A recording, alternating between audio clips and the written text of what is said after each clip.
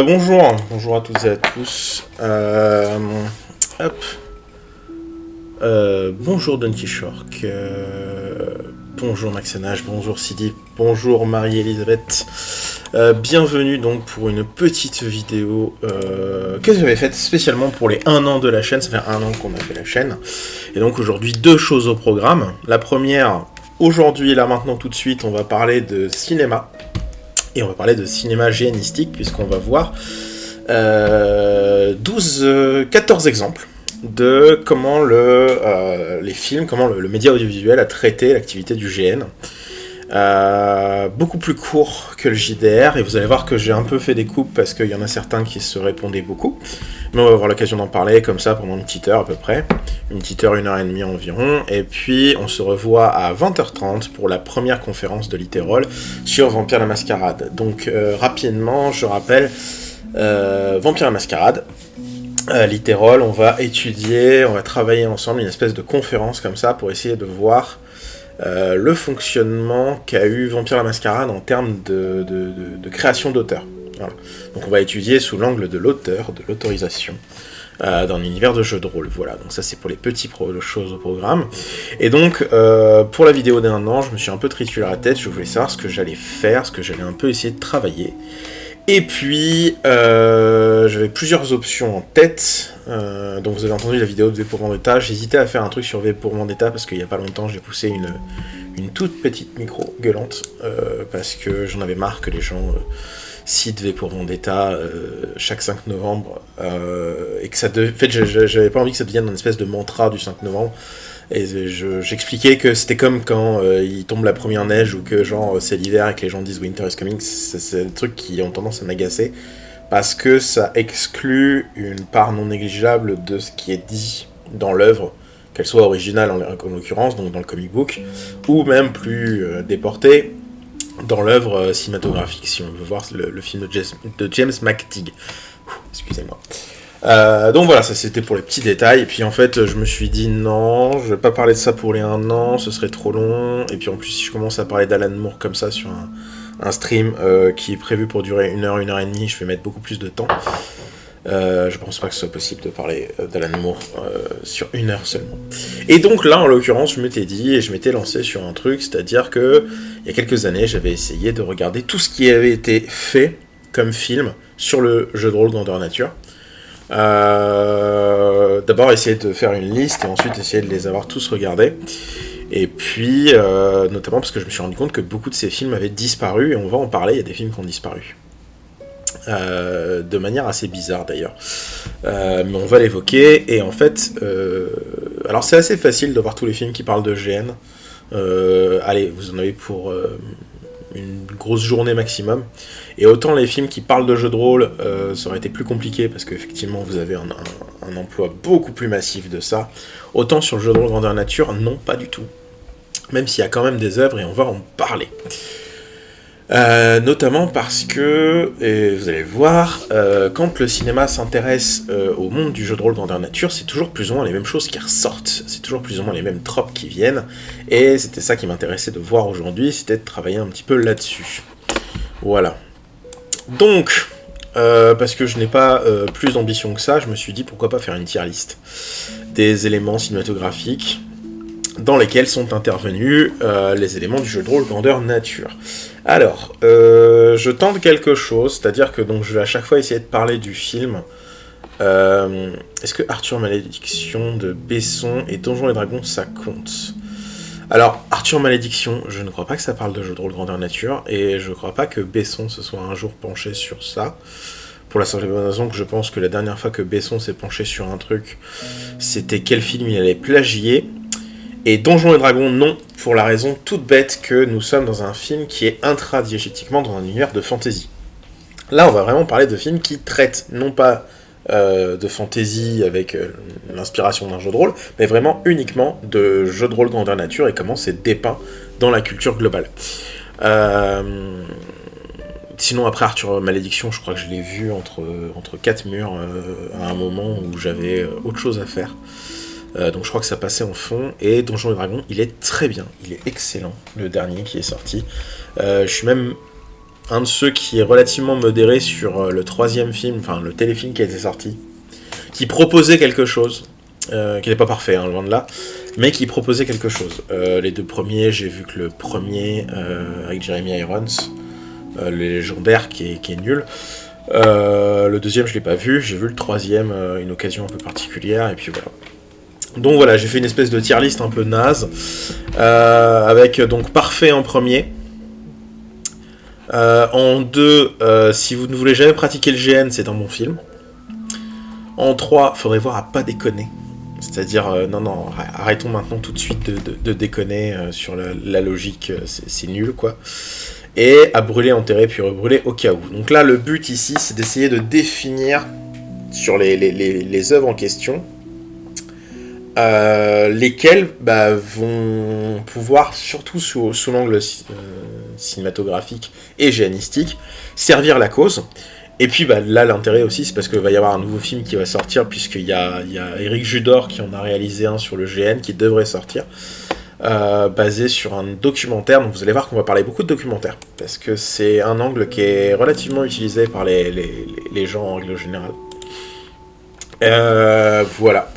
Donc on a 1, 2, 3, 4, 5, 6, 7, 8, 9, 10, 11, 12, 13, 14 films. On a parmi celles-ci des séries, on a des films, un film français, je suis très content qu'on ait un film français. On a des documentaires, on en a 1, 2, 3, 4 documentaires, 2 séries et tout le reste en œuvre de fiction. Alors j'ai un peu triché pour une, mais on en reparlera. Au fur et à mesure. Donc là, voilà, c'est un peu notre programme. Comme je l'ai dit, hein, on va sur quelque chose qui va assez vite. À chaque fois, j'ai prévu les vidéos. Arthur Malédiction, c'est un pseudo-film d'horreur où les tueurs sont des joueurs de GN. Sérieux. On va en reparler par contre de cette image de tueur en film de GN, parce que vous allez voir que c'est pas si éloigné de la perception. La perception qu'en a Hollywood, en tout cas. Enfin, pas Hollywood en lui-même, mais on va en reparler, parce qu'il y a des films qui sont intéressants là-dedans. Alors, il y a des films que j'ai mis pour tricher un peu, il y a des films... On va en discuter longuement, parce que c'était censé être des cartons et tout. J'ai mis un ordre un peu bâtard, c'est-à-dire que là j'ai pas vraiment mis dans l'ordre, c'était vraiment dans ma liste en fait, les trucs auxquels j'avais pensé. Et donc on est parti, le premier, Unicorn City. Alors je sais pas, il me semble qu'on a le droit de montrer des vidéos YouTube quand c'est pas trop grand. Je crois que c'est seulement si c'est demandé. On va donc... Hop, à chaque fois, donc les trailers, je ferai pas forcément montrer tous les trailers, faut pas déconner non plus, mais je vous montre quand même les trailers à chaque fois. Ouais, non, mais Arthur Malédiction, vraiment, j'en ai aucun souvenir. Je crois que j'ai dû le voir, j'ai dû le mettre en fond pendant que je bossais, comme beaucoup de films que je peux digérer comme ça, mais je crois pas l'avoir vu vraiment et m'être penché dessus. Tant mieux pour ma santé mentale. J'en profite d'ailleurs pour dire, allez voir le film Frankenstein qui est sorti sur Netflix, beaucoup plus intéressant que tout ça, mais c'est pareil, je pensais à faire un truc sur Frankenstein, mais je me suis dit que parler de Guillermo del Toro, c'était comme parler d'Alan Moore, si vous me laissez 1h30, c'est pas suffisant. Donc je pense qu'un jour je parlerai quand même d'eux, mais je verrai de sous quel angle je l'attaque. Mais Frankenstein est super intéressant, vraiment. Voilà, puisque comme vous parlez d'un film d'horreur nul, je préférais parler d'un film d'horreur, bien. Voilà, là déjà vous avez un point de vue sur le terme d'horreur. Frankenstein n'est pas un film d'horreur. Mais c'est normal. Donc Unicorn City, on est sur un film de fiction américain qui en fait met en place un jeu de rôle grandeur nature pour prouver qu'il a des qualités de leadership. Je vais baisser un peu le son et j'espère que la vidéo ne sera pas censurée.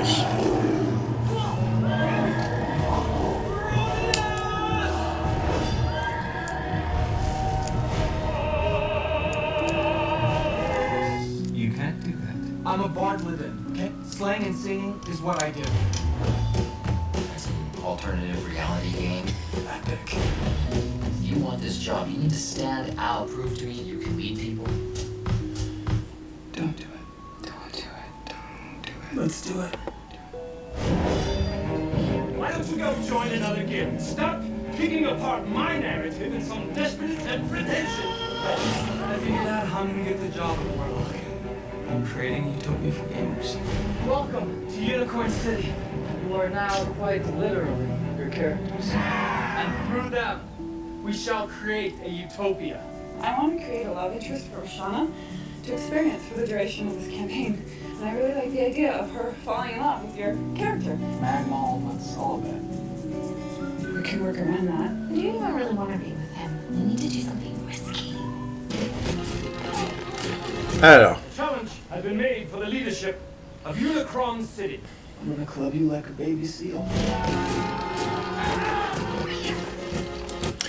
voilà, on va s'arrêter. Je pense que c'est bon, vous avez vu plus ou moins le concept. Alors, ce qui est intéressant avec Unicorn City, c'est que je vais me répéter beaucoup. Je vais me répéter beaucoup pendant toute la vidéo là, sur ce genre de film. C'est qu'on est sur le même type de fiction habituelle qui va parler de l'œuvre en question. C'est-à-dire que Unicorn City, vous voyez le concept, c'est un type qui est pas vraiment impliqué dans un univers de base, qui va se retrouver impliqué dans le jeu. Avec des costumes qui sont généralement basés sur un t-shirt, une armure de football américain un peu bricolée et rouler jeunesse les enfants, on est parti. Alors, Unicorn City, c'est un peu le modèle sur lequel on va voir, il y a beaucoup de films enfin beaucoup.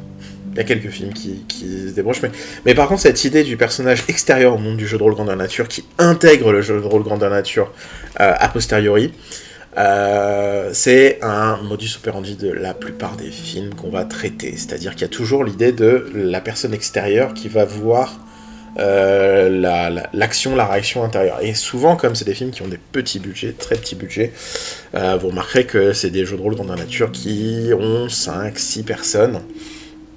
Et en fait, ce qui est toujours intéressant, ce qui m'a toujours plu, entre guillemets, c'est la vision qu'ils essayaient d'en avoir, qui était toujours une espèce de vision un peu cynique, un peu extérieure. C'est-à-dire que c'est toujours en fait un peu ce truc, et moi c'est ce que je redoute un peu avec le film d'Éric Judor, même si, encore une fois, moi, que le film d'Éric Judor se foute de la gueule des GNistes, ça me dérange pas.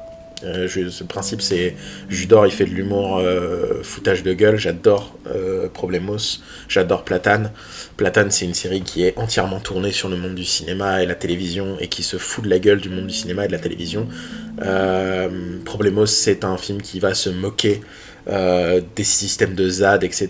Mais il y a donc c'est comme ça qu'il fonctionne. Et je pense que c'est pas un problème de se moquer. Par contre, j'y reviendrai. Il y a une problématique là-dedans de qu'est-ce qu'on fait hormis se moquer.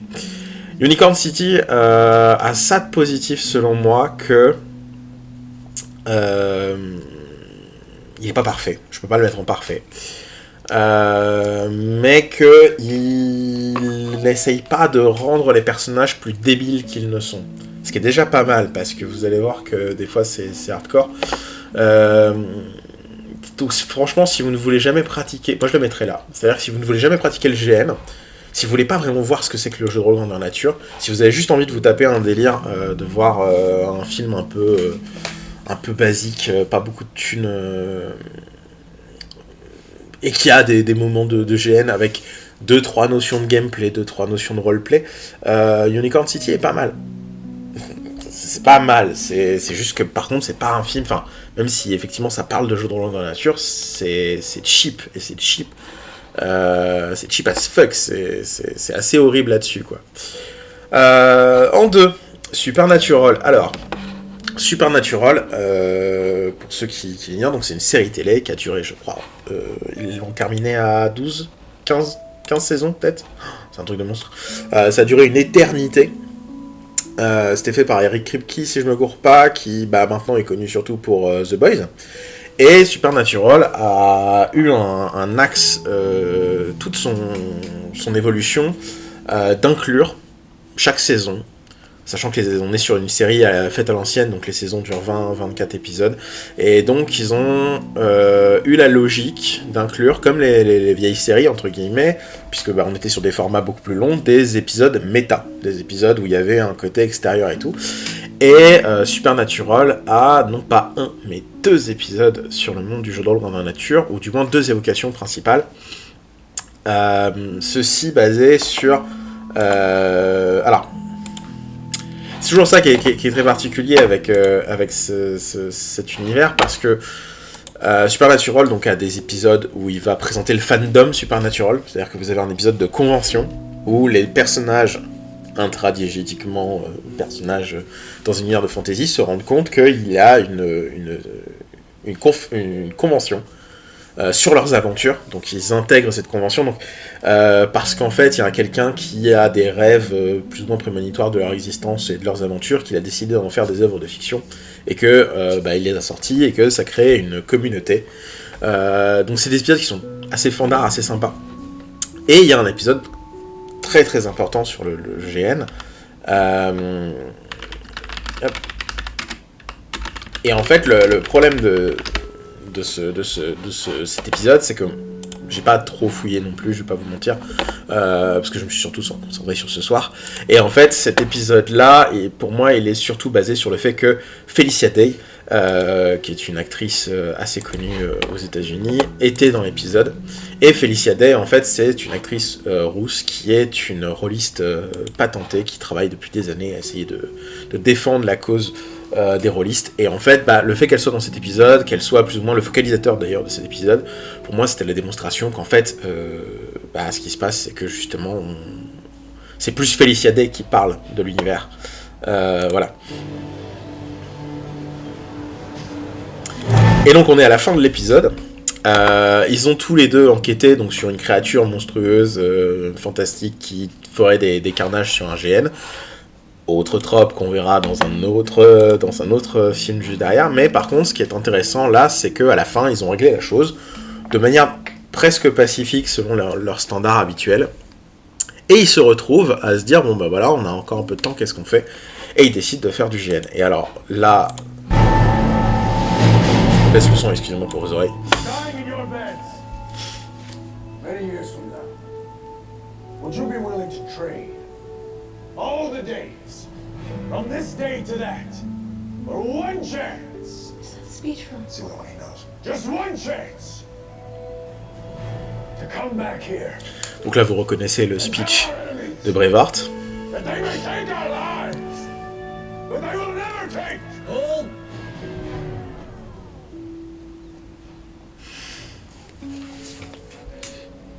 J'adore ce truc.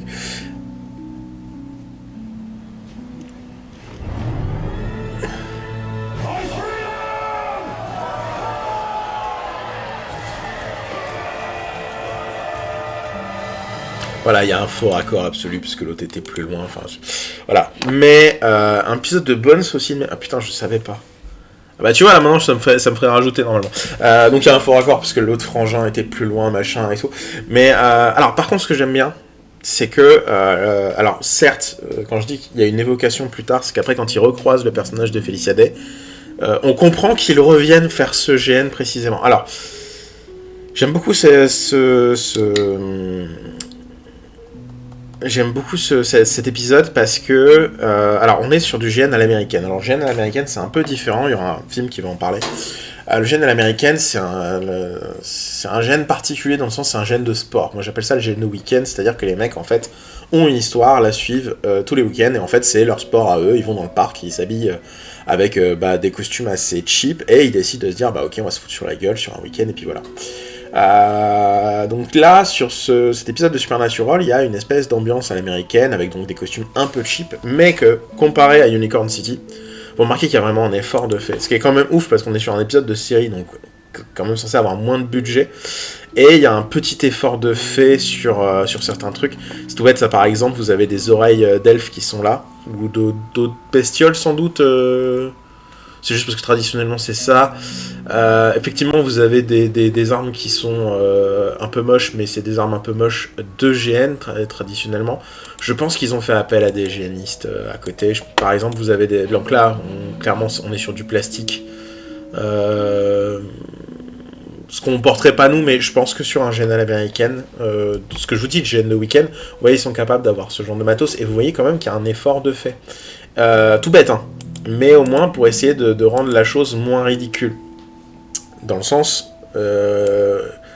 voilà, puis en plus ça termine avec ça, donc l'épisode est dédié aux hommes, femmes, elfes, demi-dieux, magiciens, druides et servantes de peau de chambre qui ont donné leur vie pour combattre. Enfin, il y a tout ce truc en fait qui a une sorte de bienveillance.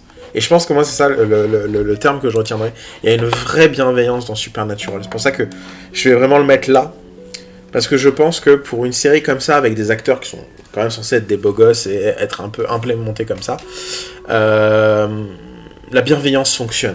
La bienveillance fonctionne vraiment, et je trouve que ça marche bien. C'est pas parfait, faut pas déconner non plus. Dans le sens, je l'ai mis en parfait. Quand je dis que c'est pas parfait, c'est plus sur le côté de... Il manquerait d'ambition, il manquerait de certains trucs, mais au moins pour l'exercice qu'on leur a demandé de faire, je pense qu'on peut dire que sur la représentation du GN, c'est parfait. C'est-à-dire que ça ridiculise pas plus les gens que ça. De toute façon, après, pour ridiculiser Félicia Day, il faut le faire. Hein. On était quand même maintenant sur une actrice qui avait un personnage même dans la série, etc. Donc non, il y avait quelque chose, et pour moi, il y a quelque chose de positif là-dedans. On va attaquer avec la suite, donc les grands frères.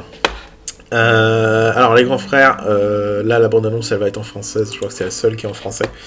Vous allez très vite comprendre pourquoi, parce que il y a deux personnages, il y a deux acteurs assez connus, pour l'époque en tout cas.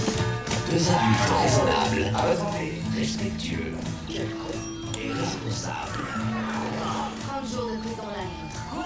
Mais j'ai intercédé auprès du juge et il a accepté 150 heures de travaux d'intérêt général. Ils croyaient cela couler douce. Ça va aller? Non, je me serais pas mon frère, t'es fait. Mais avec ces enfants-là, Mortel, le déguisement de vache. Où t'as chopé ça dans une boîte gay? Il l'a trouvé dans le placard de ta mère. elle l'a offert la dernière fois que je l'ai baisé. Ils vont avoir du fil à retordre. T'as pas trop la cote avec les malades du lycée, hein? Avec l'infirmière, j'accroche assez, elle est divorcée.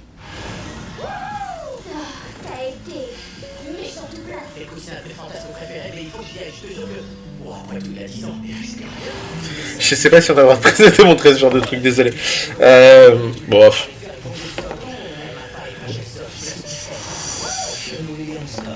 Voilà. C'est Sean William Scott, quoi.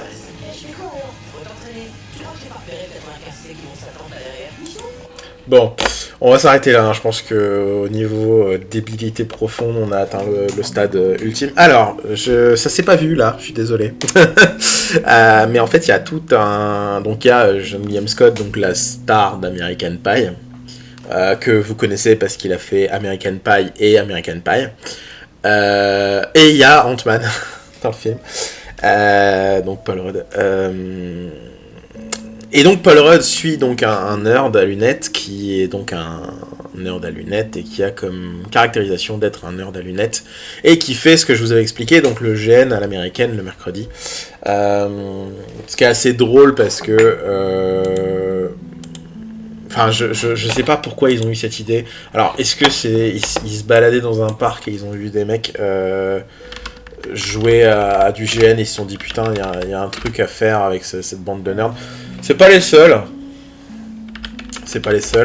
mais ce qui est drôle personnellement, si vous connaissez un petit peu notamment la série Community, à Ken Jeong qui est l'acteur qui joue Chang dans Community, qui joue aussi dans Very Bad Trip, qui joue d'ailleurs c'est pas aussi Chang son nom dans Very Bad Trip, j'ai peur de dire une connerie.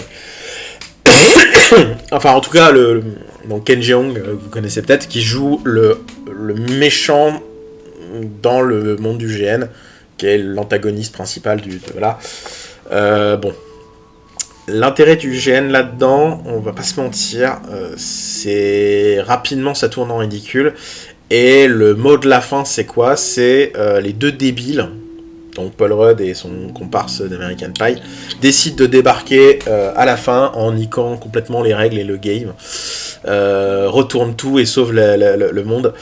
Bon, comment le dire gentiment et simplement, on est sur une œuvre qui, je pense, doit nous présenter le GN comme un rassemblement de débiles, c'est-à-dire qu'il n'y a pas d'adhésion de leur part. Vous voyez, c'est un peu comme ce que j'ai dit sur Supernatural. Autant dans Supernatural, il y a une vraie adhésion sincère et tendre, faut le dire. Autant là, non, c'est n'importe quoi. C'est-à-dire que les mecs, ils en ont rien à foutre. Et le principe, c'est qu'on regarde des gars qui en ont rien à foutre. Donc, pour moi, ça se met là indirectement. C'est-à-dire que ça ne promeut pas le GN, ça ne promeut pas le cinéma. C'est de la merde. C'est de la merde, simplement. Et donc, la merde, faut la cramer, quoi. Bien comme il faut. On passe au gros morceau maintenant ? Ou pas?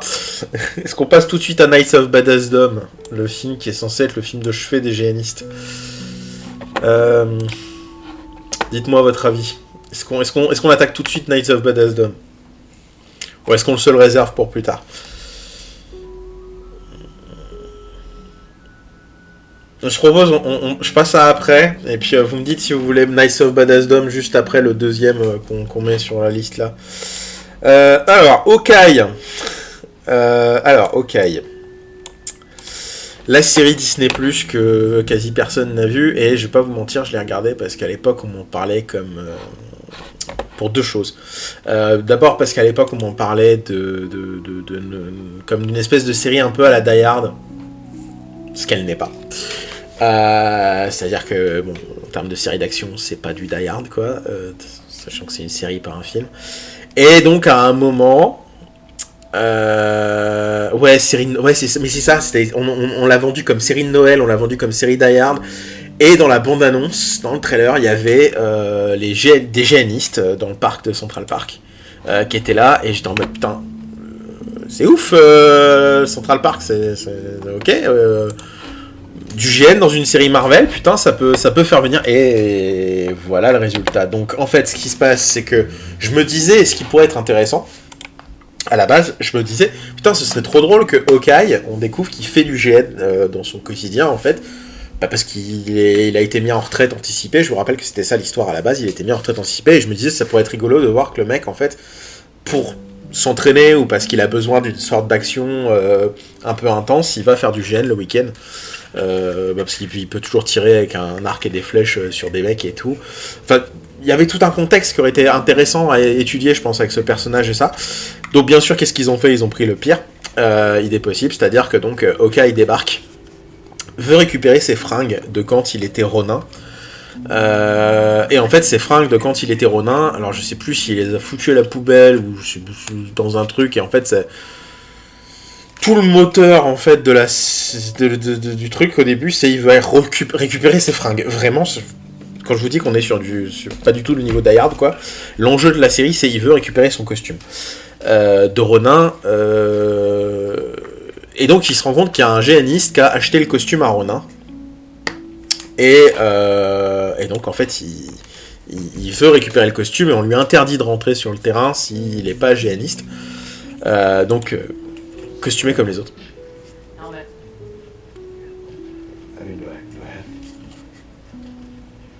Voilà. Et on lui a expliqué que si t'es touché au torse, tu es mort. Donc voilà. Donc autour de lui, j'ai jamais compris trop pourquoi est-ce que les gens s'entraînent, est-ce qu'ils se battent, mais vous voyez, en fait, ils sont en train de se taper dessus. Voilà, lui, il se fait défoncer. Ce qui est un peu drôle parce que je pense que là, c'est pas Hawkeye, c'est Jeremy Renner. Voilà. C'est mal chorégraphié, il y a des ralentis pour bien montrer que c'est nul. Y a rien qui va là-dedans. Désolé.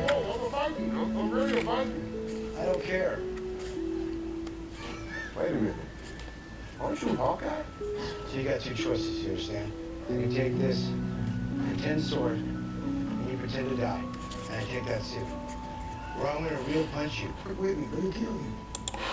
Voilà, on arrête là. Alors, il n'y a pas besoin de développer plus que ça, je pense.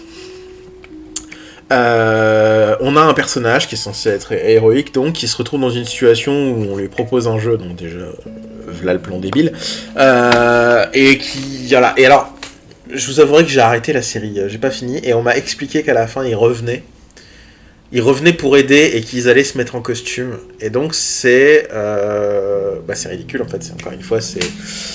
Alors... Ouais, Maxanas, t'as raison, c'est-à-dire qu'il y a ce côté, putain, je suis tombé chez des débiles, mais en vrai, vu qu'on comprend rien à ce qui se passe, c'est-à-dire que les mecs se tapent dessus, il n'y a pas de règles, il n'y a pas de notion, alors qu'on lui a expliqué des règles, on voit que les règles, en fait, on s'en branle. Bah ouais, effectivement, il tombait chez des débiles, c'est-à-dire que... Et donc, vous voyez, encore une fois, ce truc de...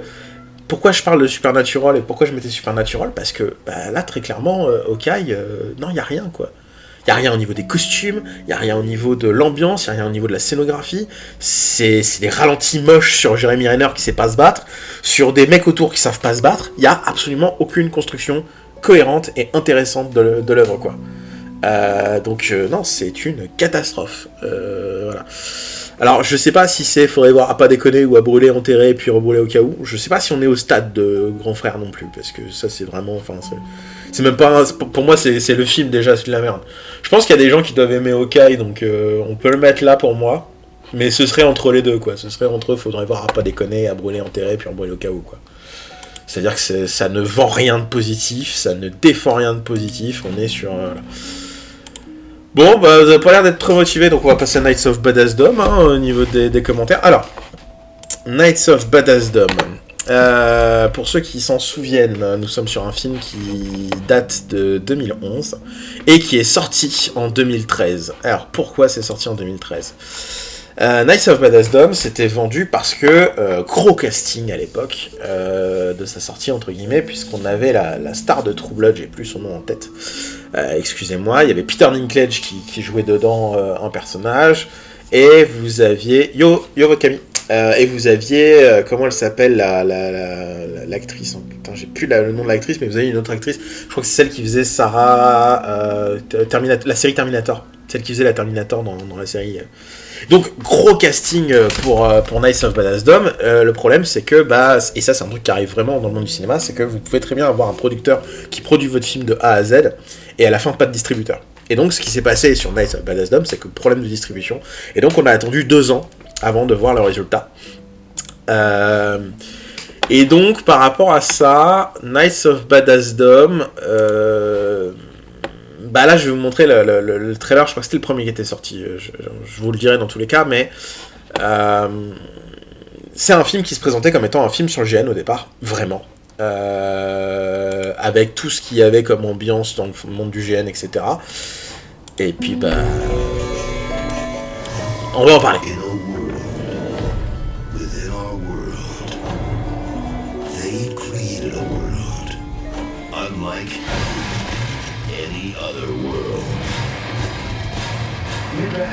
Oh, 'tis the kingdom of Eliphaz, my naive friend. That looks terrible. After your nephew can make a better man. He's got learning disabilities. This Shanghai needs dangerous. Adventuring is exactly what there needs. Needs is not a word. Where we are, it is. All have been recruited to fight in the epic battle. Ouais, c'est elle, c'est la meuf de... Welcome to the fields of Evermore. You guys do actually look slightly badass. Eric's about to level up to Grand Sorcerer. I'm packing an ounce of killer shrooms. And there be monsters in need of pummeling. I'm in. Huzzah! Alors, pour le moment là, vous regardez le truc. Alors, si vous n'avez pas vu, très sincèrement, vous regardez le truc, vous dites putain, ça a l'air pas mal. C'est-à-dire que gros casting, très très gros casting.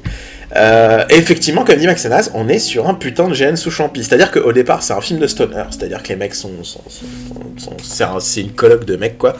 Le mec de True Blood en fait vient de se faire larguer par sa meuf et alors les points positifs, parce qu'il y a des points positifs vraiment en Knights of Badassdom. Les points positifs de Knights of Badassdom, c'est que déjà donc on a des personnages qui sont en train de créer un GN, c'est-à-dire que vous avez l'orga par exemple, c'est con, mais vous avez un orga. Vous avez des gens qui sont en train de créer un GN dans le sens où vous avez des gens autour qui ont un costume travaillé. Vous avez des gens qui sont intégrés dans l'histoire, qui sont intégrés dans le truc, et vraiment vous avez cette ambiance globale, je trouve, qui est super intéressante au tout début du film. Et alors je ne saurais jamais, parce que c'est un peu le problème, je ne saurais jamais si c'est pour ça qu'il y a eu des reshoots, mais vous seriez resté sur un film de stoner au début en tout cas, et avec un truc un peu sympa à la fin où le mec en fait il trouve une nana qui est jolie, qui fait du GN d'ailleurs. Dans le principe c'est que la nana fait du GN.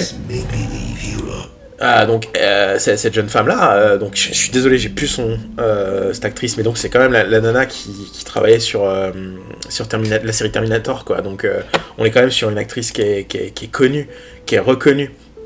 Le film serait vraiment très bon. Encore une fois, gros détail de costume. On est sur ce qui se fait le plus proche du blockbuster hollywoodien façon GN. Voilà. Et ça. Alors, oui, bien sûr, pas ça. Mais... Something truly evil is taking their fantasy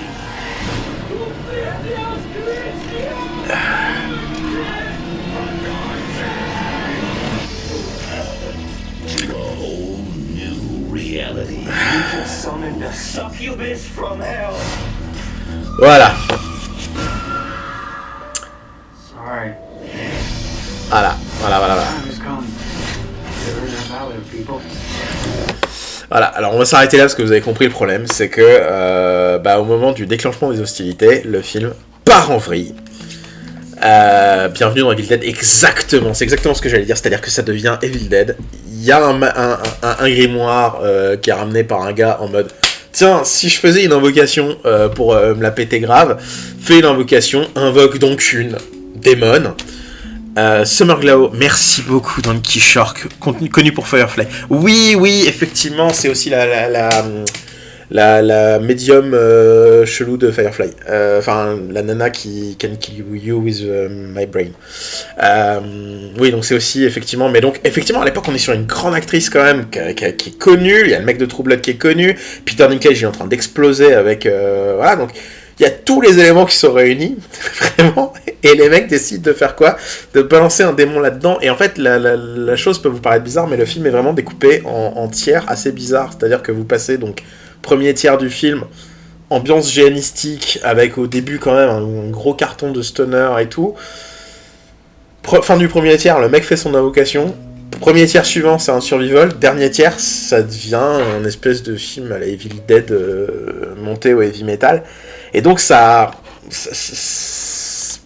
casse le truc en fait, parce que et ça c'est un truc qui moi me parle beaucoup, parce que j'ai toujours l'impression qu'en fait les mecs avaient un film, ils s'étaient dit putain on va faire un film de GN, on va essayer de mettre les moyens, on va essayer et qu'il y a un producteur qui a dû arriver dans l'avance faire mais personne va s'intéresser à votre histoire, tout le monde s'en branle, mettez un enjeu. Et que le seul enjeu que les gars ont réussi à trouver, c'est il y a un gars qui va faire une connerie, qui va invoquer un vrai démon. Et le pire dans cette histoire, c'est que pourquoi je dis que ça n'a pas de sens ? Parce que tout le concept d'un GN, si vous en avez déjà pratiqué une fois, c'est que les armes sur place sont factices. D'accord ? Donc quand vous arrivez avec des vraies armes, vous êtes viré. Et qu'est-ce qui se passe quand il y a un démon qui se pointe ? Mais vous pouvez pas le tuer avec des armes en latex. Donc le plot twist, c'est que le personnage de Peter Dinklage, qui est en fait un taré, a des armes dans son coffre, en acier, et qui s'équipe avec des armes en acier pour aller défoncer un démon. Deuxième plot twist, ça marche pas non plus. Mais vous voyez, en fait, les mecs sont tellement dans le délire de se dire « Putain, on avait fait un film sur le GN et tout », qu'ils sont obligés de trouver une excuse pourrie pour justifier de pouvoir combattre le truc qui vient de nous réveiller. Et c'est pas bon. C'est pas bon. Donc en fait, on est sur un film, c'est... Et encore une fois, là, il aurait pu être là, quoi. Il aurait pu être parfait. Mais pour moi, je suis obligé de le descendre. Si vous voulez, jamais... Parce qu'en fait, ce petit truc, c'est pas grand-chose, mais ce petit truc-là, ça casse tout, ça casse absolument tout, et c'est dommage. Je vais le garder pour là. Alors, on essaye d'aller un peu plus vite là. Lloyd the Conqueror. Alors, Lloyd the Conqueror. Pareil, film américain. Je vous montre un petit peu la bande-annonce. There will be no final battle at the end of this year's season. He said we're scaring everyone off. All we must do is recruit a few fools. You really need to pass this class. You'll literally do whatever it takes. I want you to register in my LARPing league. Live action roleplay, or LARPing, is many things to many people. Don't you guys just bang each other with fake swords? And you could say that sex is wrestling without clothes on. Dude, have you even had sex? Trust me, I've wrestled without clothes on. Should have listened to you when you were trying to convince us not to join. It wouldn't be a... Voilà, on arrête là. Vous avez compris le concept. Il y a des artisans qui vendent des vraies répliques en métal. Ceci dit, mais bon. Oui, non, mais alors, je suis d'accord, mais tu vois dans Kishore ce que je veux dire, quoi. Là, l'idée, c'est que pour moi, Knights of Bethesda aurait été tellement meilleur s'il n'y avait pas eu ce truc.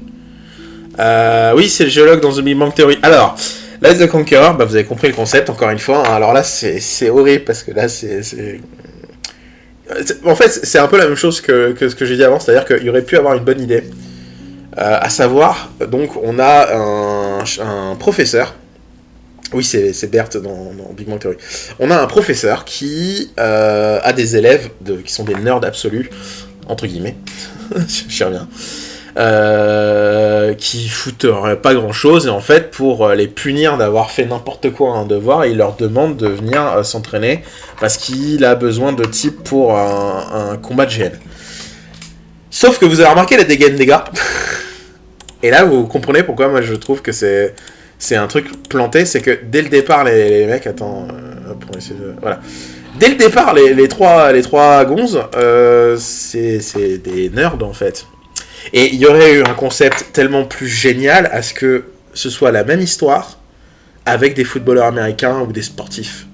Que le mec se dise, ok, il faut que je gagne un combat final. Or, pour gagner mon combat final, il faut des mecs qui tiennent la route. Or, pour avoir des mecs qui tiennent la route, il me faudrait les sportifs. Et d'avoir comme ça le gars qui fait, ok, je vais recruter le quarterback de l'équipe. Je vais recruter donc le quarterback, je vais recruter un mec qui fait de la lutte et je vais recruter un nageur, enfin j'en sais rien, je propose des trucs comme ça, mais donc trois sportifs en fait à envoyer sur le GN en mode bah ouais ça va être mes atouts quoi, c'est des vrais sportifs etc, effectivement qui pourraient se faire entraîner par une nana qui serait sur le milieu du GN, et donc là on reviendrait, mais là en fait l'idée de base est complètement débile. Alors là on est sur un film canadien, je tiens à le préciser quand même. Les Canadiens, vous allez voir, ils ont des concepts de GN qui sont particuliers. Ils ont une vision du GN qui est particulière. Donc le film là, pour moi, il est pas mauvais. Il est pas aussi débile que Grand Frère. On n'est pas sur le même stade de débilité. Mais c'est pas ça. Enfin voilà quoi. Mais là, faut vraiment pas déconner. Il y a pas grand chose à dire de plus. Encore une fois, c'est cheap, encore une fois, les enjeux sont pas respectés, voilà. On va passer à des films un peu moins connus. Je pense que là, j'ai vraiment fait ceux qui sont les plus connus, les plus mainstream, donc on va passer là au premier documentaire avec Darkon, que je vais retrouver dans ma liste. Il est là. Darkon.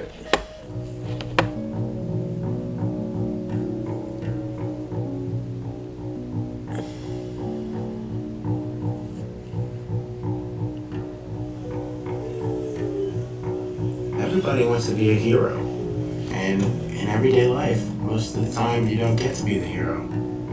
You know, most people either spend their time not doing anything or being the victim. Lord General Keldar, it's your hypocrisy that has been a noose about the neck of the realm for so long. One of the founding precepts of this realm is individual countries are independent and sovereign. We're the terrorists, and Mordor's the United States. They're the superpower, and we're the terrorists. We're striking out, the best we can. It's imaginary hexes of land on a map. But when someone wants your imaginary hexes, you get upset and defend them. When you're out there and you fight one of these big battles, you remember I was there. In Darkon, it's like I have all these people who know me, who know who I am and what I can do. I don't really have control in this house as long as Mom's home. This is her house, she's in control. I go to work, my boss is in control. I go to Darkon, I'm in control. Keldar was who I wanted to be. Over time, playing at Keldar helped me become the man I wanted to be. I've done great things and they've been passed over, but now is my time to be recognized, and I will continue on my path to greatness. I believe it is my destiny. Banner wants to show everybody that he can lead this thing. He can't lead crap. He's gonna pay. They're all gonna pay. And after this one, we're gonna break them.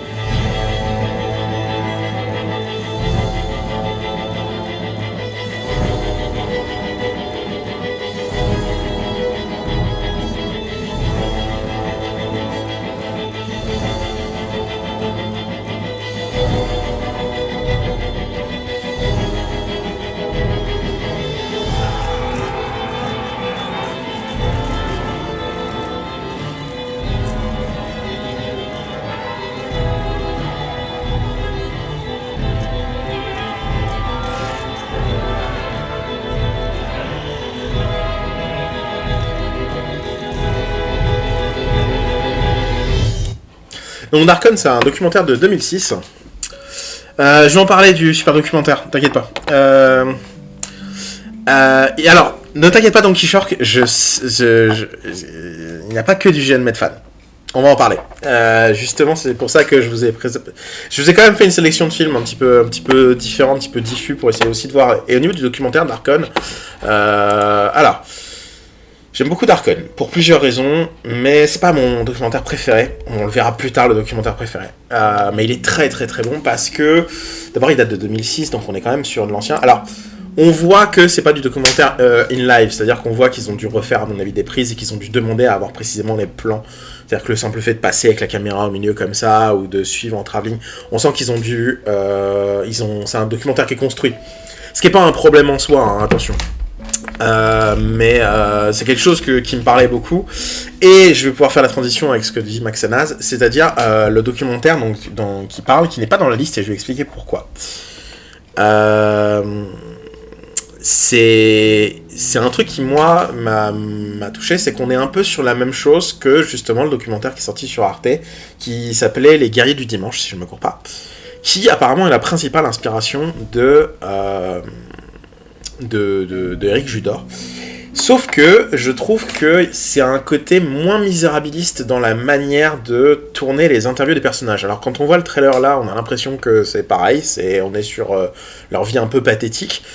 Mais à la différence du documentaire d'Arte, où je trouvais qu'il y avait vraiment un côté très malaisant, c'est-à-dire qu'on rentrait dans des scènes qui étaient assez privées, sur des questions de maladie, sur des questions de solitude, et il y avait un point de vue de réalisation qui était très violent, je trouvais, notamment sur l'ouvrier de bagnole. Là, on est sur quelque chose de plus neutre, étrangement, dans le regard qu'il pose sur les différents profils, et c'est pour ça que j'ai pas mis les Guerriers du Dimanche, parce que je pense que j'aurais été un petit peu plus mesquin sur les portraits, même si effectivement le fait de montrer Mythodea était super intéressant, mais Darkon pour moi est très intéressant. Je le mets quand même en parfait parce que pour l'époque, on est quand même en 2006, pour tout le travail qui est fait derrière, il est super intéressant.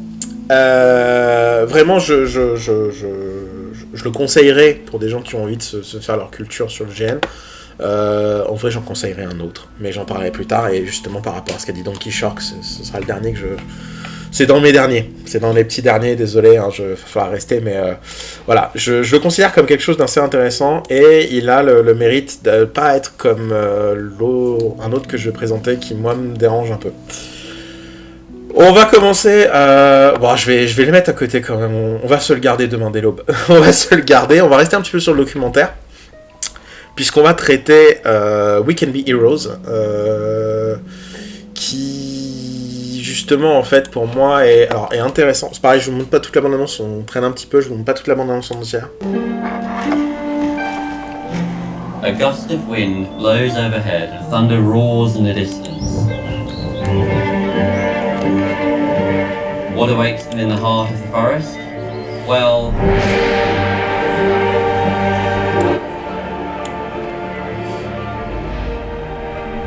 Wait, can I try like a more sort of... a voice that would be more akin to like a narrator's voice? Deep in the forest, I must defeat the enemy. But how?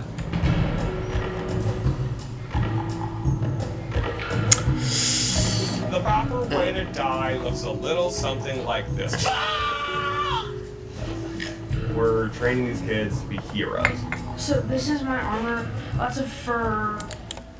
Alors, j'arrête là, vous avez compris le concept, mais je vais essayer de le développer un peu. Donc, We Can Be Heroes. C'est un film assez intéressant parce que c'est un film qui va se concentrer sur la côté du GN, et notamment sur les personnes qui sont qui ont des troubles neuroatypiques, qui sont queer aussi, et qui va se concentrer surtout sur les enfants pour voilà. Donc c'est un autre volet qui est intéressant. Alors c'est le dernier, je crois, il est sorti il y a très peu de temps, We Can Be Heroes. Je l'ai vu il y a quelques semaines, et en fait, alors We Can Be Heroes, pour moi, il est représentatif de ce qu'on fait ou de ce qu'on explique en GN en règle générale quand on va... c'est l'idée de vous pouvez être n'importe qui et ça pousse le délire. C'est pour ça que je trouve ça un peu bizarre aussi, parce que justement on se concentre beaucoup sur des enfants, sur un parcours un peu particulier. Il y a plein de bons sentiments, j'aime bien le côté bons sentiments des fois, mais là je trouve que c'est un peu trop hardcore sur certains points de bons sentiments. J'aurais tendance à... Voilà, moi je l'aime bien, je l'aime bien, mais il y a des moments où tu vois des trucs avec des gens qui... Et par rapport à ce que disait Don Quichotte, moi je serais presque tenté de le mettre là, parce que... Justement, on n'a que l'univers de la fantasy qui est présenté. Ce que je trouve dommage, parce que pour des populations qui peuvent être parfois sujets à des maladies, qui peuvent être parfois sujets à des problématiques, ça aurait pu être intéressant de voir comment le GN en lui-même peut amener à faire d'autres expériences, et notamment d'autres expériences à côté. Typiquement, justement, dire t'es pas obligé de faire des trucs comme ça, et il y a tout un discours qui aurait pu être intéressant d'aller voir sur les à côté, et pour le coup il se concentre beaucoup uniquement sur le made fan, ce que je trouve un peu dommage, mais il y a un côté positif quand même, il y a un côté positif, et donc voilà, pour moi c'est entre les deux, c'est-à-dire que c'est pas une super promotion du GN pour le commun, mais on est sur quelque chose qui fait de mal à personne. Et j'ai envie de vous dire, quand ça fait de mal à personne, c'est pas mal, parce que là, on va aborder bientôt les trucs qui font beaucoup de mal. Alors, Faint Hearts, film britannique. Vous allez reconnaître des acteurs, je pense. Je passe un petit peu.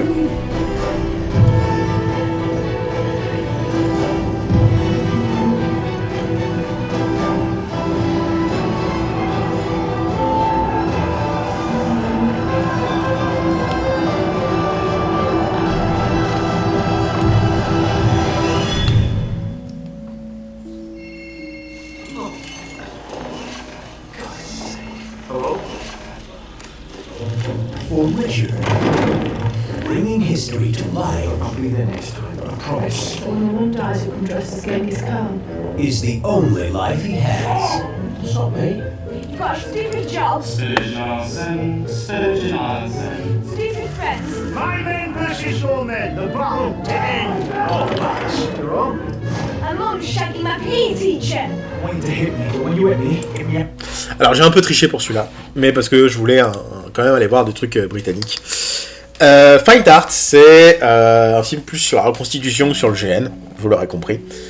Mais je voulais le montrer parce que il y a une scène que j'adore, enfin, je suis désolé, moi ça m'a fait rire. Quand les mecs se mettent en ligne comme ça, se préparent à se foutre sur la gueule, et d'un coup il y a un téléphone qui sonne. Et j'adore. Moi ça m'a fait rire. C'est débile comme gag. Mais moi ça m'a fait rire parce que c'est un truc que j'ai toujours voulu réaliser. Moi j'aimerais bien réaliser un truc sur le GN un jour. Et j'ai toujours rêvé d'avoir une scène comme ça qui soit intradiégétique, qui soit dans la perception fantasmée de l'univers, et d'un coup, blam, on vous casse le truc d'un coup parce qu'il y a un événement qui vous ramène à la réalité.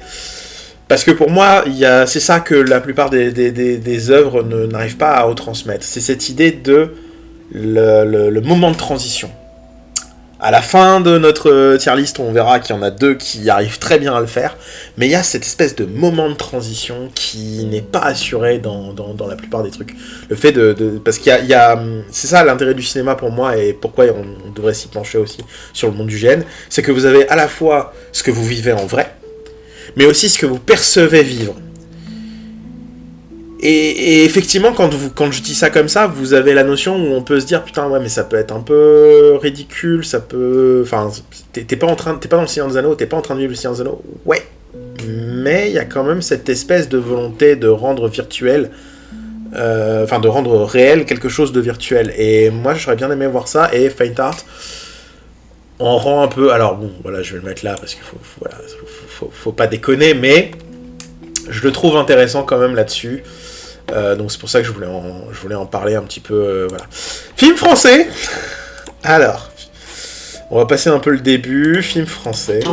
J'ai fait accorder ton piano. T'as une bonne idée. C'est Paul qui a assisté. Tellement content que son frère revienne habiter ici. Tu manges pas? Non, c'est une soirée. Une soirée. Ouais.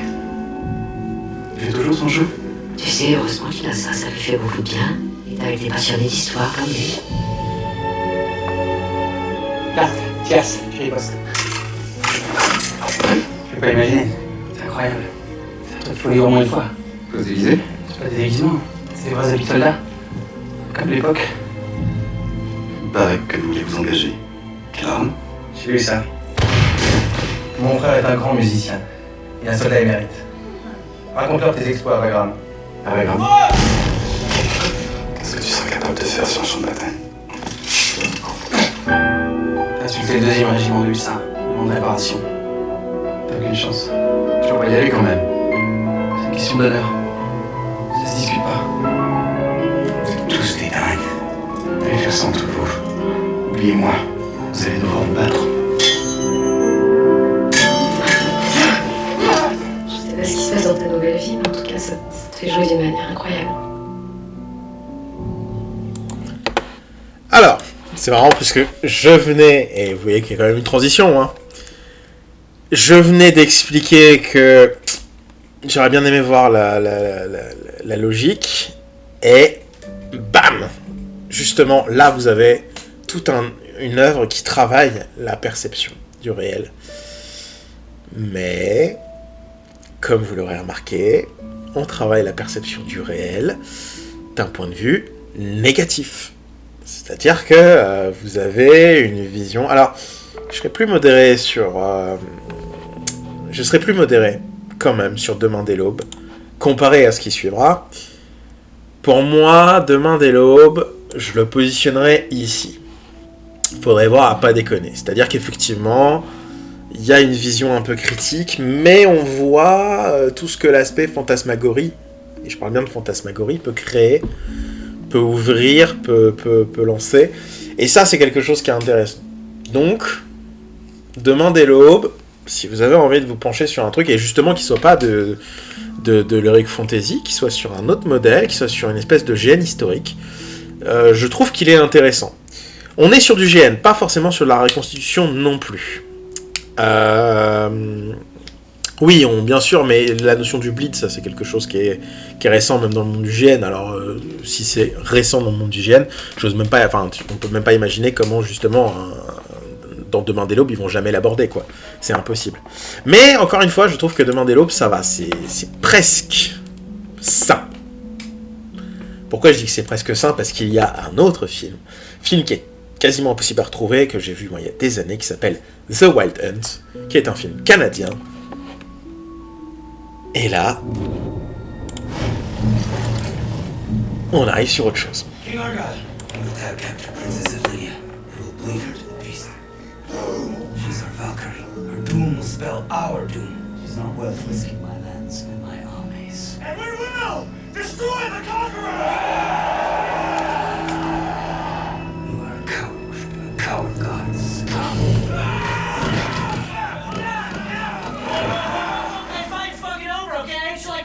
What are you talking about? You hit me once! Game over, dude. You're fucking dead, okay? Look, I got magical cloak of protection. It's like armor. No, you're fucking dead. I have a magical sword that killed you. Rat! Ouais. Leaving again? I just need to get some air.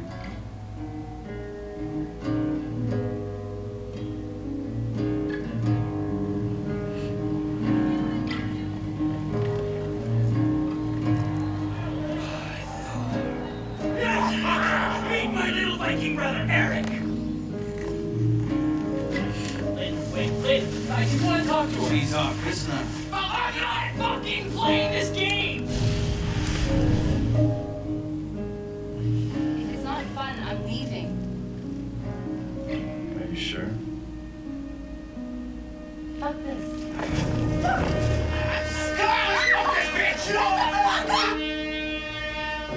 Voilà.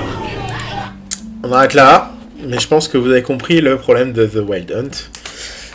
Vous vous souvenez l'histoire que je vous ai racontée c'est pour ça, petit côté monté en pression comme ça. The Wild Hunt, c'est Bah, c'est plus ou moins Unicorn City, Knights of Badass Dome et Faint Heart qui auraient très mal tourné. C'est-à-dire que, très concrètement, The Wild Hunt, vous l'avez pas vu, donc je vais vous le raconter, puis je vais vous le divulgacher, hein, parce qu'on va y aller dans du hardcore. Bonjour Maury. Bonjour Maury. Oui, ça va. Enfin, ça va, on va aborder un film de merde, mais ça va. Alors... The Wild Hunt, donc, c'est l'histoire de ce jeune blond que vous avez vu avant, qui se fait larguer par sa copine, qui part en GN après. Et le gars en question connaît le monde du GN par l'entremise de son grand frère, qui participe donc à ce GN, et par rapport à ce que je vous avais dit sur la perception du réel, encore une fois, si vous trouvez que Demander l'aube c'est un peu chaud, dites-vous que Wild Hunt c'est encore pire, puisque donc vous avez vu une notion là, c'est que vous voyez toute cette couleur obscure, et ce sous-titre est très bon là, The Lord of the Rings meets, donc c'est Le Seigneur des Anneaux rencontre Sa Majesté des Mouches, c'est exactement ça.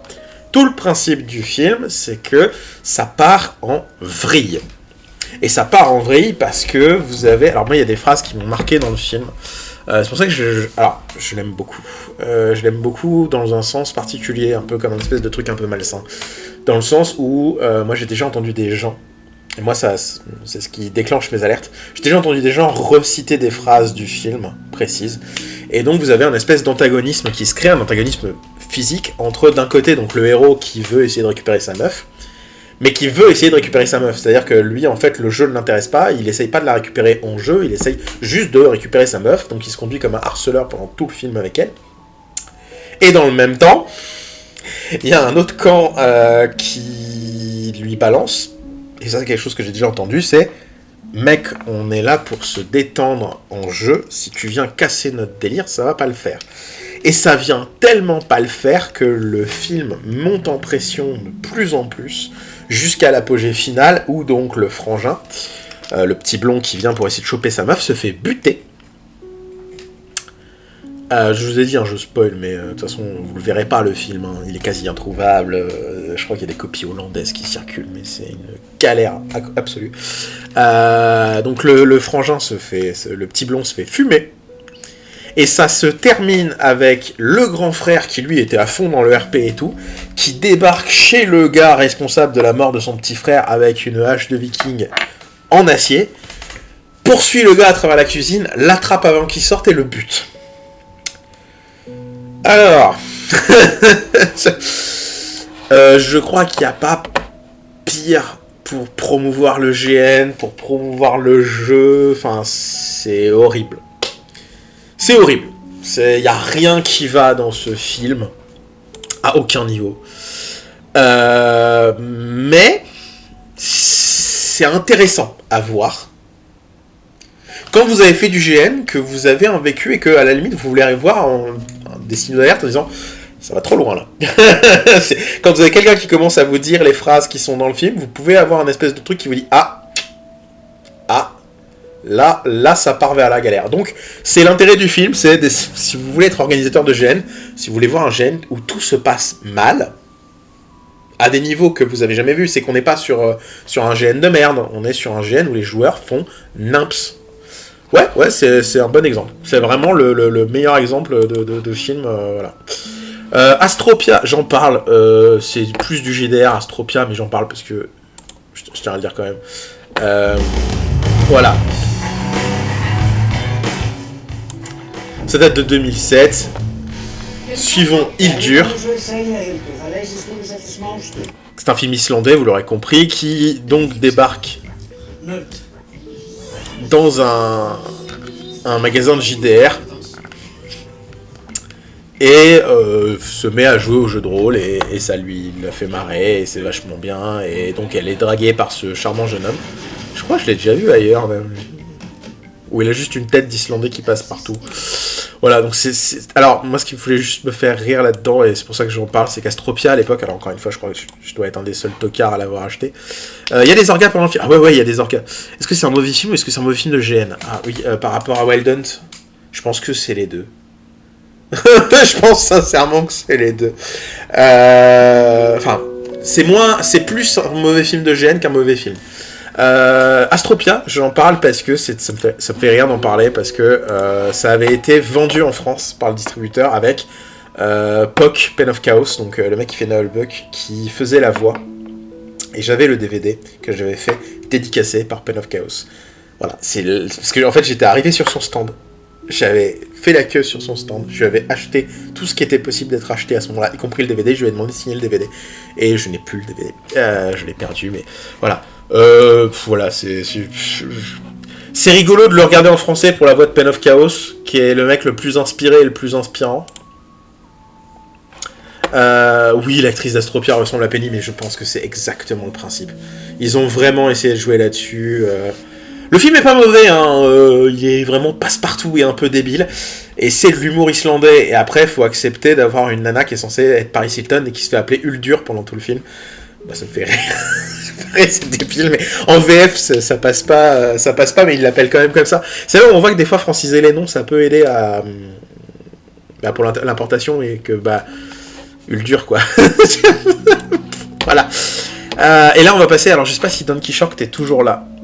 Je sais pas si t'es toujours là, mais là, on va passer sur mon coup de cœur, qui est ce qui se fait de mieux.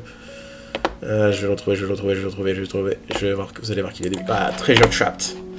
Treasure Trapped, 2014. What happened yesterday was that there was a very, very powerful wizard who cast several very powerful rituals to summon great beasts from the depths of the earth to destroy the area. What's on your arm? Makes people know that we're not in character, so that they don't attack us. I have summoned some creatures from the very forest.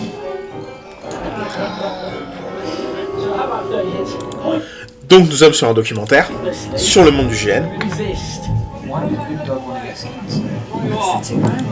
Et on voit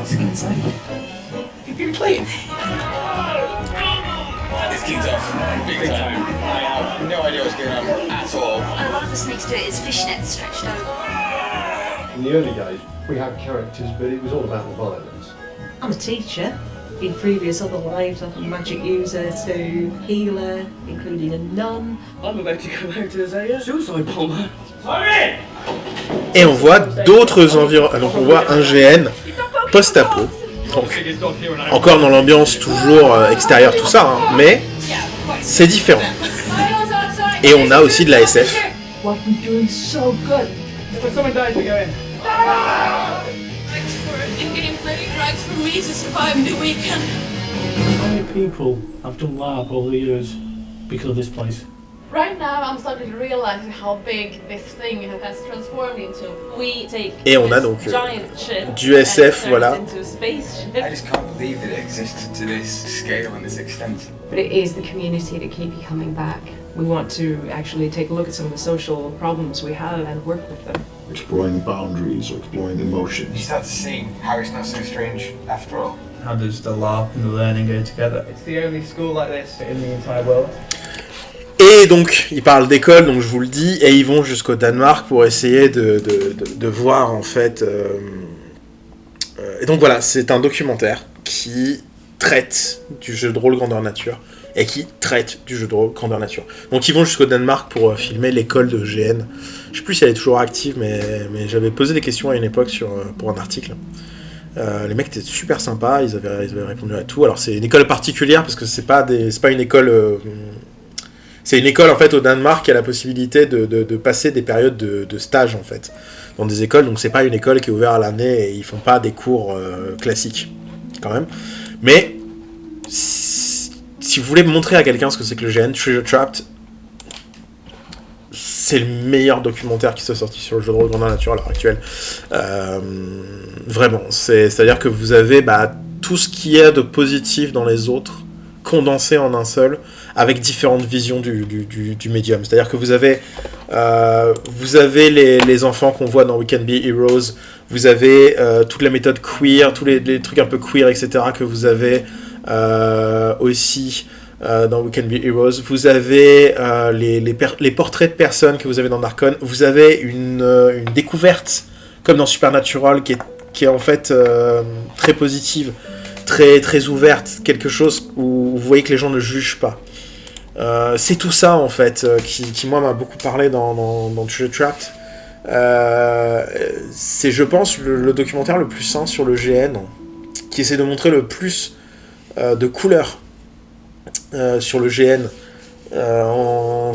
Vraiment c'est des mecs qui se sont dit ok, on va essayer de comprendre, parce que voilà, on va essayer de comprendre ce que c'est que ce truc là, et de pas le regarder avec une forme de distance, ou de pas le regarder avec une forme de pathétique, dans le sens qui fait appel au pathos, qui fait appel à la pitié.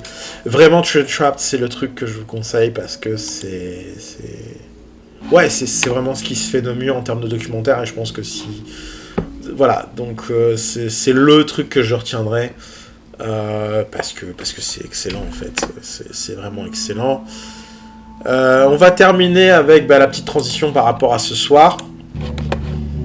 Throughout the 70s and 80s, role-playing games were all fantasy games. And you go on an adventure, you kill a dragon, you get some gold, and then you hit repeat.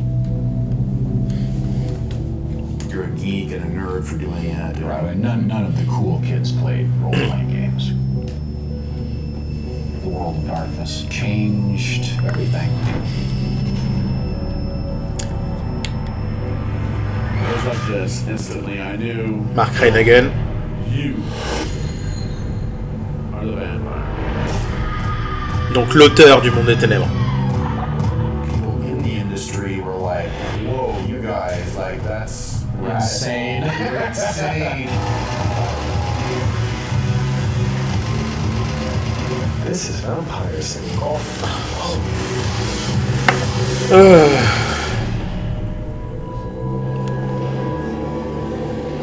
All of a sudden, you have different people that place different values on what is gaming, what is a role-playing game. Here were suddenly games that were about stories and characters and relationships. You could not separate the game from club culture and club fashion. The World of Darkness has influenced a whole generation of supernatural entertainment. This is one of the great secrets of pop culture of the 21st century. Bon.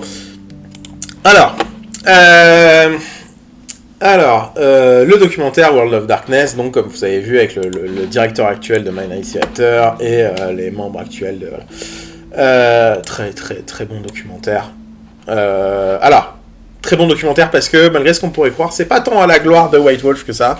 C'est pas tant à la gloire de... Alors ça défend beaucoup Mark Reinagen pour des raisons que je trouve justifiées. On y reviendra. Voilà, mais je voulais quand même en parler. Alors, sincèrement, World of Darkness Documentary, il est un peu difficile à trouver, machin. Si c'est possible et si c'est visible, j'essaierai d'organiser un jour un visionnage, parce que moi je le possède, j'ai le droit de l'avoir, enfin, non, j'ai pas le droit de le diffuser. Je verrai si je le diffuse un jour, parce qu'il est super intéressant. Yo, Morini. Il est super intéressant, World of Darkness Documentary. Vraiment, je vous conseille, si vous avez joué à Vampire un jour, c'est... je vais pas vous mentir, hein, ça a été un des trucs sur lequel j'ai le plus tiré d'informations sur la conférence. Mais il y a d'autres choses. Je vais quand même pas vous dire que j'ai recopié tout le truc, ce serait faux et ce serait pas bien. Donc voilà, non vraiment, le documentaire, désolé pour le retard, j'ai capturé un Magikarp Shiny, félicitations pour le Magikarp Shiny. Donc voilà, j'espère que je pourrais, enfin je pense vraiment que j'essaierai de l'organiser le truc. Mon kiff en fait, ce serait un jour d'avoir un partenariat avec un cinéma pour pouvoir montrer ce genre de choses en fait. Mais bon, ça c'est pas demain la veille. Enfin voilà. Mais World of Darkness est super intéressant parce que je pense qu'il présente la transition du jeu de rôle grandeur nature et du jeu de rôle au tournant des années 90. Donc c'est un des thèmes qu'on va voir pendant la conférence. Vraiment, c'est un des thèmes que je vais essayer d'aborder au maximum. Voilà. Donc moi c'était, voilà, je me suis dit une tier list, j'espère que ça vous a un peu intéressé. Voilà, dites-moi si ça vous a plu déjà. Et puis ce que je vous propose c'est, si vous avez des questions n'hésitez pas, sinon je peux vous expliquer rapidement ce qui vous attend ce soir. Et puis je peux vous dire déjà que vendredi, le JDR Gotham City reprend Voilà. Donc le JDR Gotham City reprend. La saison 3 commence vendredi à 20h30. C'était cool d'identifier les films à ne pas voir pour ma santé mentale. Oui. Ouais. Et encore, voilà, là je me dis, c'était sur le GN, j'avais pas trop de travail. Si je dois faire un jour les films sur le jeu de rôle, ce serait plus long. Ce serait vraiment plus long. Mais je pense qu'il y aura des trucs à en dire aussi sur la vision du jeu de rôle. Peut-être, on verra. Je vais la garder dans un coin, cette tier list, et puis un jour, on verra où se positionnera le film d'Éric Judor. Moi, je sais qu'on va se foutre de notre gueule, donc moi, ça me dérange pas du moment que ça arrive pas au stade de Wild Hunt, que ça pouvait être un peu original, quoi. Il y a des épisodes de Supernatural aussi dans l'univers du GN. Toi, tu n'étais pas là au début. Tu as remarqué qu'il y a quelque chose ici. que Supernatural, j'en ai parlé, que je l'ai mis en parfait, que c'était le premier que j'ai mis en parfait. Non mais t'inquiète pas, bien sûr que tu pouvais faire des lasagnes, tu as parfaitement le droit de faire des lasagnes. Mais voilà, donc ouais, Supernatural, c'était, pour moi, c'est l'exemple en fiction de ce qui peut se faire de mieux sur le GN. Je crois d'ailleurs, hein, c'est la seule fiction. Ouais, c'est la seule fiction de GN. Les 4 autres, c'est les documentaires. Voilà. Supernatural est toujours parfait. J'irai pas jusque là parce que j'ai pas réussi à finir, parce que 15 saisons c'est beaucoup. Mais on reste de toute façon sur effectivement une œuvre qui a toujours traité le fandom et les épisodes méta avec beaucoup de bienveillance. Ce qui est con. Mais sur une série de 15 saisons, ce niveau de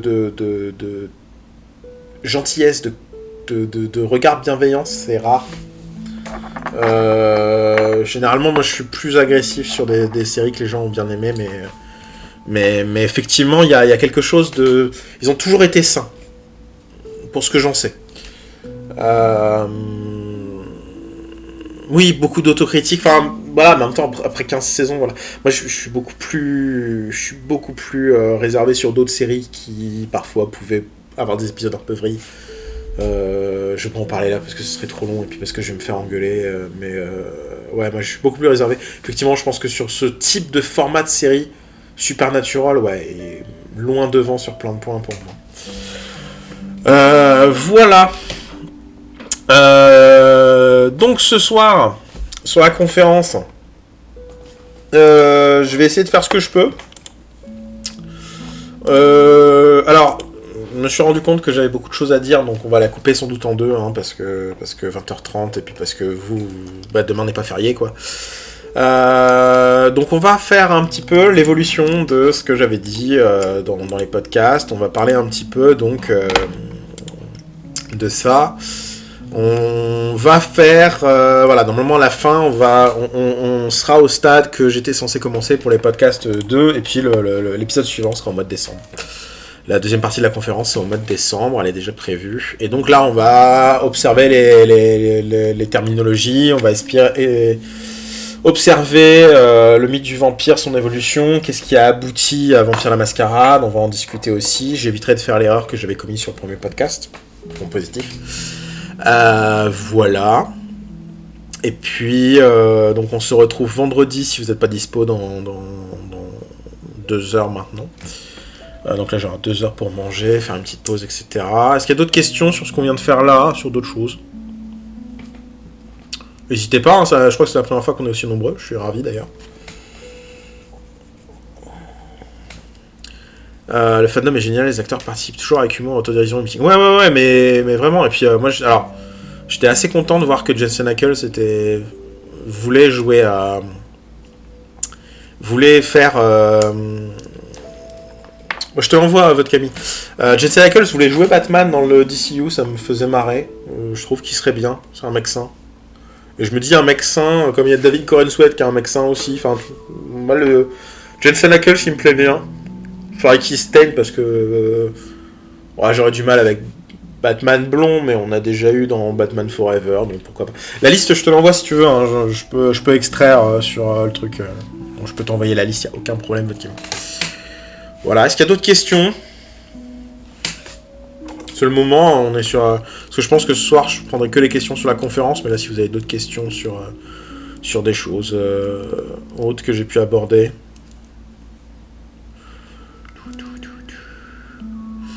Il y a une école au Danemark de... Alors, il y avait... je sais pas si elle est toujours active. Excusez-moi, j'ai perdu des morceaux. Alors, je savais pas pour la brasserie, pour Nathan Akel. Alors, il y a une école au Danemark de GN. Oui et non. C'est plus compliqué que ça.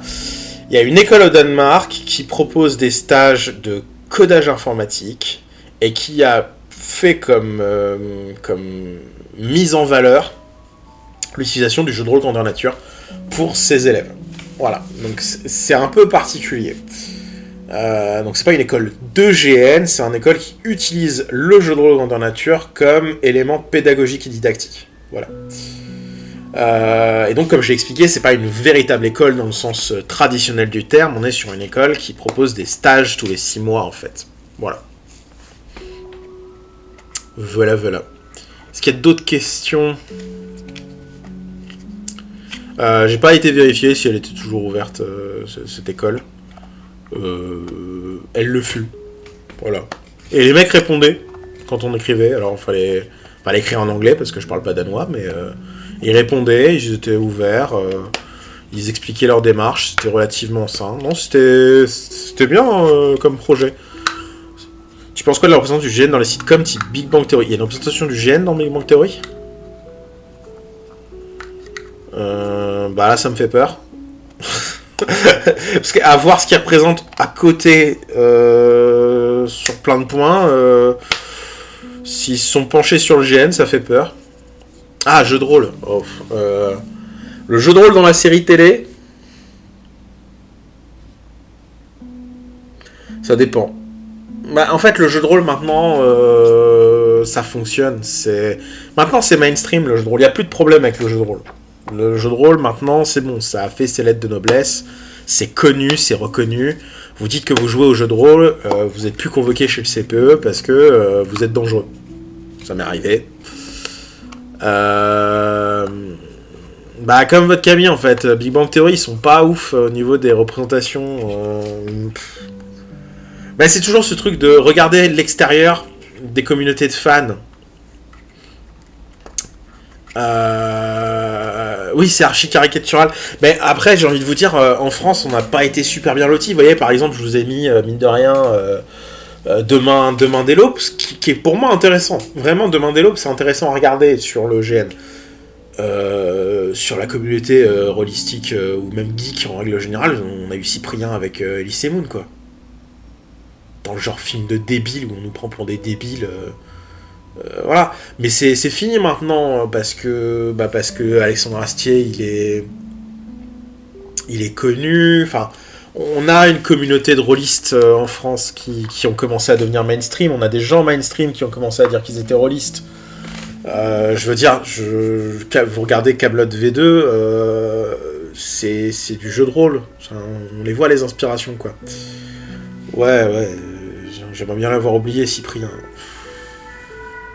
Mais voilà, enfin, le film était débile, mais le mec, enfin, mais parce que, bah, c'est Elise Moon, enfin, je veux dire, c'est un personnage des petites annonces d'Elise Moon, c'était rigolo sur 2 minutes parce que c'était débile, mais dès qu'il fallait développer derrière, bah, le mec, il est pas... Quand vous regardez des gens passionnés, à l'époque, en tout cas, quand vous regardiez des gens qui étaient passionnés, en règle générale, vous marrez. Comme quand vous allez chez quelqu'un et qui vous dit qu'il collectionne des cuillères ou des assiettes avec des motifs, parce que ça vous fait rire, parce que vous avez le côté de putain, t'as que ça à foutre de ta vie. C'est le problème du regard, toujours, de la perception qu'on en a. C'est-à-dire que, vous voyez, on a des exemples avec le GN, en fait. Vous allez avoir les grands frères où ça ne s'intéresse pas au système, où c'est juste un espèce de American Pie, sauce débile, et le GN dedans, c'est pour se foutre de la gueule des nerds, mais il n'y a pas d'implication, comme dans Hawkeye, il n'y a pas d'implication sur le jeu.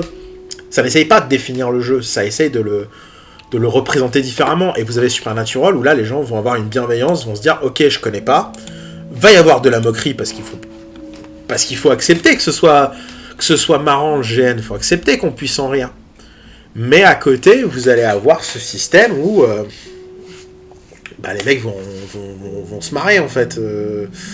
Ils vont s'intégrer au truc. Et c'est ça la différence, c'est l'intégration. Dans Cyprien, Elise Moon, ils s'intègrent pas. Le simple truc où ils expliquent qu'ils font venir un acteur qui a joué un Stormtrooper en tant que figurant, et ils disent cette conversation sur Star Wars, elle est lunaire. C'est un mec qui a jamais vu Star Wars, c'est un mec qui a jamais parlé avec des fans de Star Wars. C'est effectivement, les fans de Star Wars, ils vont effectivement faire la queue pour aller faire filmer, prendre des photos avec le mec qui jouait Boba Fett dans l'épisode 6, que personne ne connaît, à part eux. Mais c'est pas parce que... c'est pas ridicule. C'est pas un côté, on va se prendre en photo avec le figurant 947. Il y a un côté, on va se prendre en photo avec un mec qui a participé à construire une mythologie qui nous a porté pendant des années, pendant des décennies même. À ce niveau-là, le film Fanboy, avec des défauts, hein, il aurait fallu qu'Elise Moon le regarde pour comprendre ce qu'il était en train de traiter. Mais on est sur un mec qui n'a absolument pas regardé ce qu'il était en train de traiter. Et c'est exactement pareil pour le GN, en fait. Il y a des mecs qui voient les films, et c'est ceux qui vont voir ce qui est montré. Et on peut reconnaître ça à Eric Judor pour son prochain film, c'est-à-dire que il est allé voir des génistes pour parler avec eux. Alors après, le problème, c'est qu'on est une communauté de crétins, donc il y en a qui l'ont su très mal.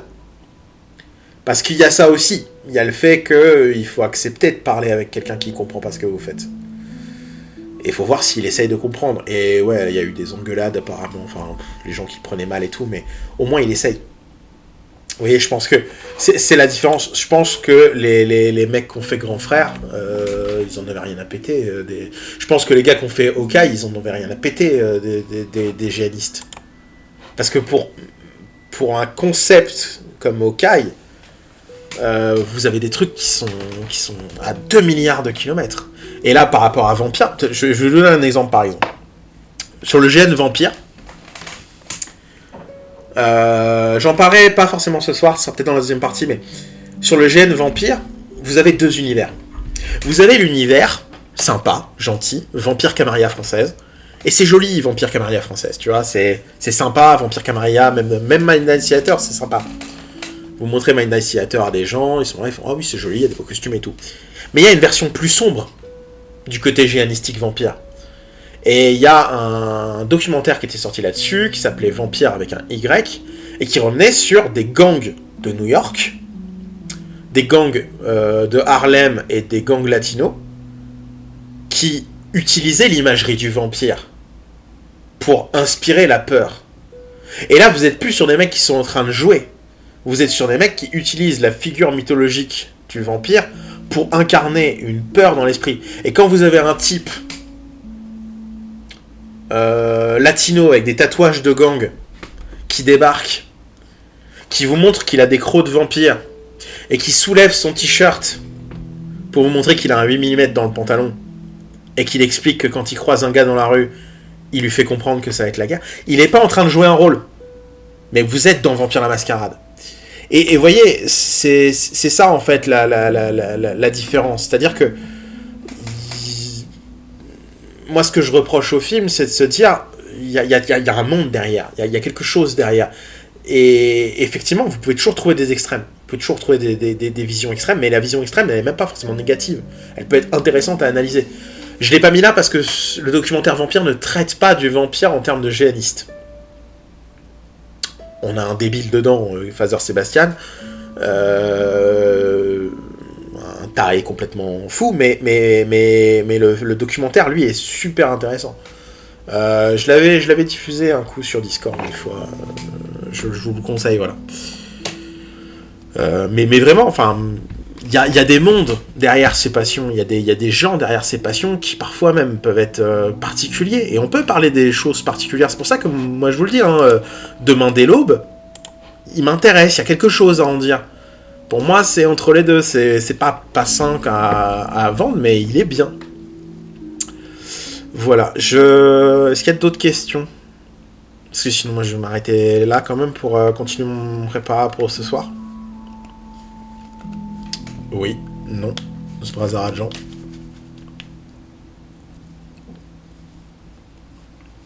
Tu vas manger quoi? Je ne répondrai pas à cette question. Ça devient trop privé pour une vidéo qui se retrouvera sur YouTube. Donc oui, par contre, dans cette vidéo, j'essaie de la mettre en ligne sur YouTube, ceux qui l'ont loupé. Voilà. En vrai, je vais voir ce que je vais manger, je sais pas encore du tout. J'espère que ça vous a plu. Je vais essayer de copier-coller des trucs. Ceux que je devais envoyer, donc il y avait votre Camille qui voulait la liste des films. Et puis bah si vous êtes là, on se retrouve dans 2 heures pour parler Vampire la Mascarade. Voilà. Donc des bisous les gens. Bye bye. Merci beaucoup d'avoir suivi. Et bah voilà, ça fait 1 an maintenant, je suis content.